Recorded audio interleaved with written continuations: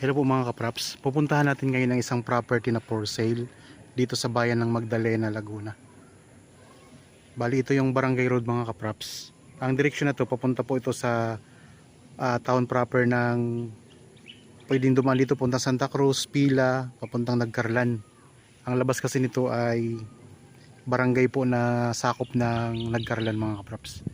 Tapos dito naman po sa kabila, ito yung papunta sa town proper ng Magdalena. At papunta po ng Mayhay, pwede rin dumaan dito papuntang Pagsanhan. Ang property na i-offer ko ngayon ay isang house and lot na may sukat po mga kaprops na 200 square meters.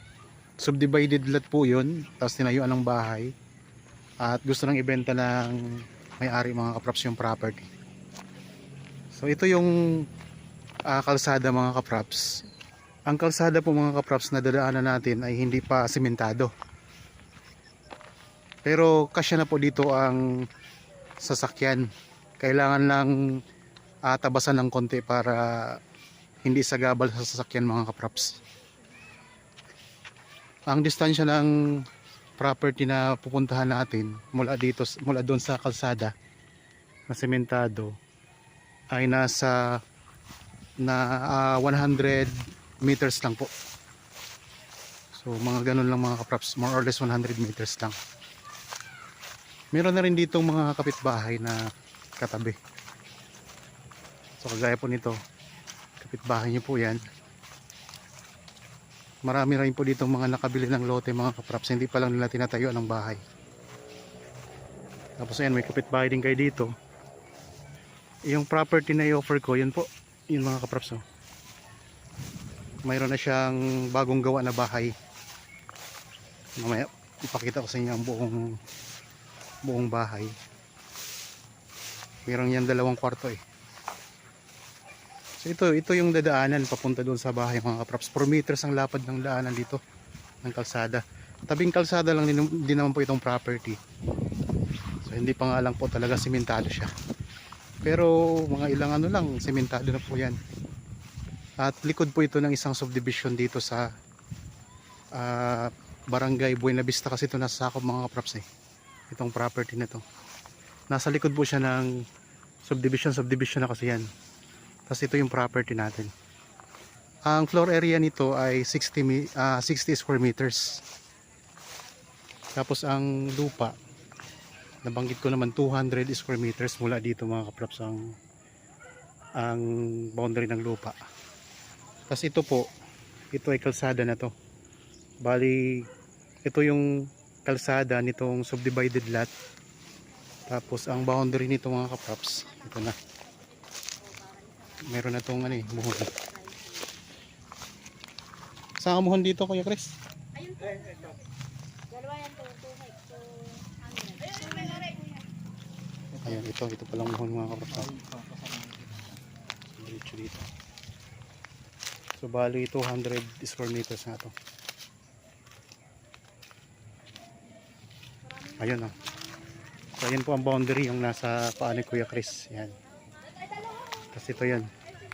Mayroon pala siyang tanim na na rambutan, isang puno.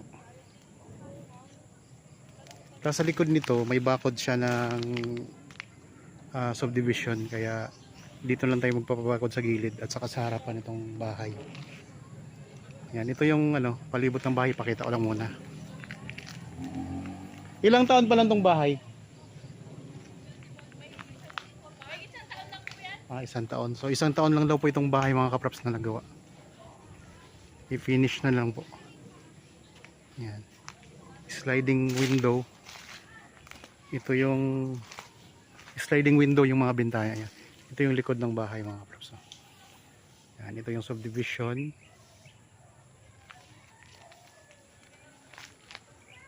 Bali bahay lang po. Hindi po kasama yung mga gamit na makikita natin sa loob nito.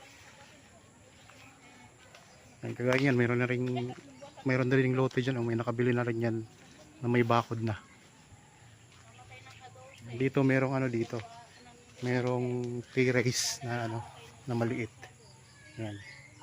Tapos dito tayo sa gilid, mayroon na itong linya ng kuryente at saka tubig. Yan, hanggang dito naman ang boundary mga kapraps na ito. Diretso doon sa dulo.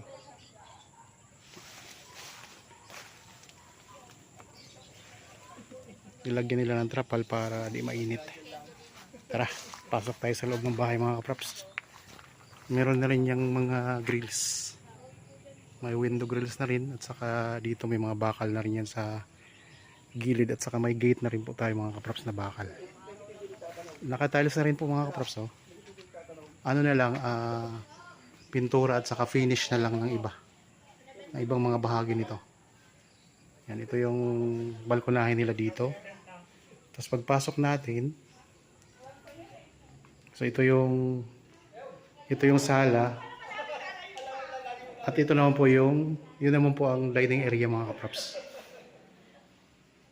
May dalawa itong kwarto. Yan. So ito yung kwarto mga kapraps. Pansin natin na bago pa lang talagang gawa itong bahay na to.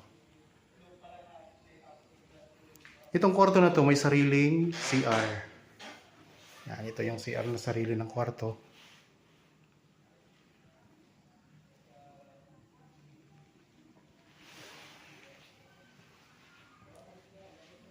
...60 square meters ang laki ng floor area nitong bahay mga kapraps.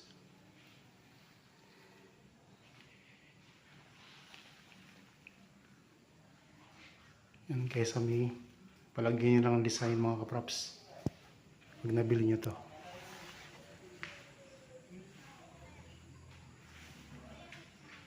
Tapos ito naman yung isang kwarto pa. Sakto po sa isang buong pamilya na.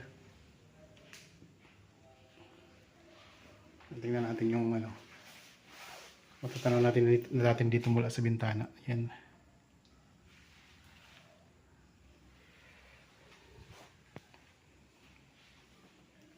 Ang design ng tiles ay pare-pareho po siya sa buong bahay na siya mga kapraps. Ito naman po ang lababo nila. Yan.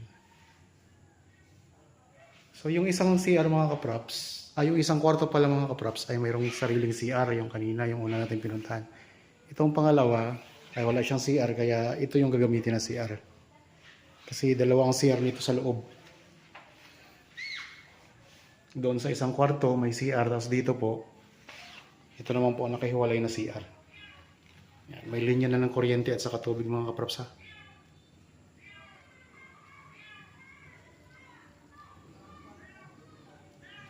Dito tayo, ikot lang din ang camera.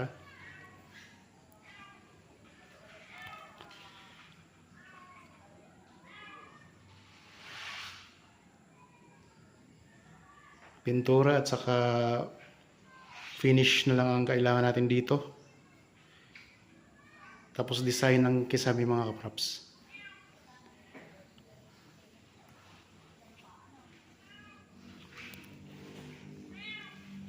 Ito naman po ang pintuan papunta sa labas. Pag dito tayo dadaan sa kusina. Yan. Dito tayo sa likod ng subdivision mga kapraps. Sa Buena Vista Homes. Ang property na ito, itong house and lot na to ay matatagpuan natin sa Barangay Buena Vista, Magdalena, Laguna. Okay, isa pang pasok. Pasukin natin uli ang kwarto. Ipakita ko lang uli. Ito yung pangalawang kwarto mga kapraps. Ito yung walang CR ha.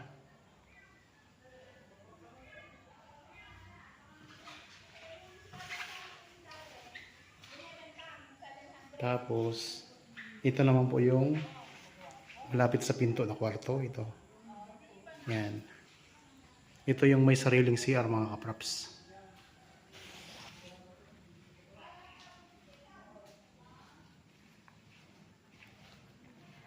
Yung CR.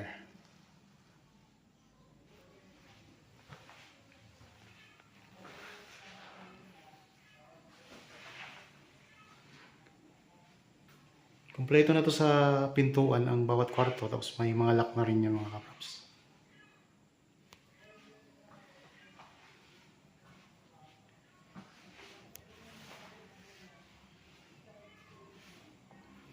Sa mga naghahanap ng property dito sa Magdalena, ito po.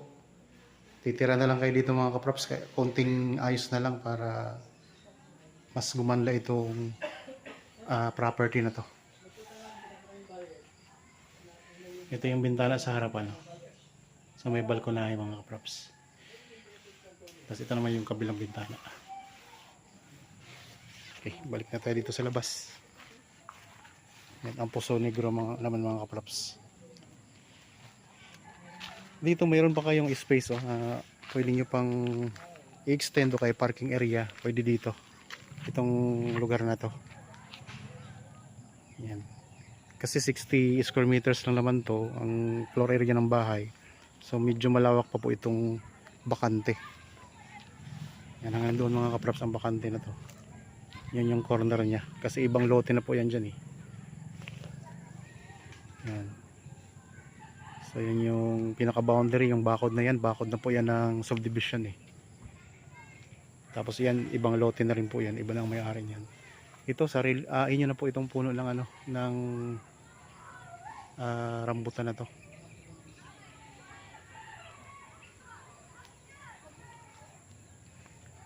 Yan. Kalsada na po yung mga corpse yun. May mga nakatayo ng mga tao. Okay. Nakita ko na po, pinakita ko na po ang buong property.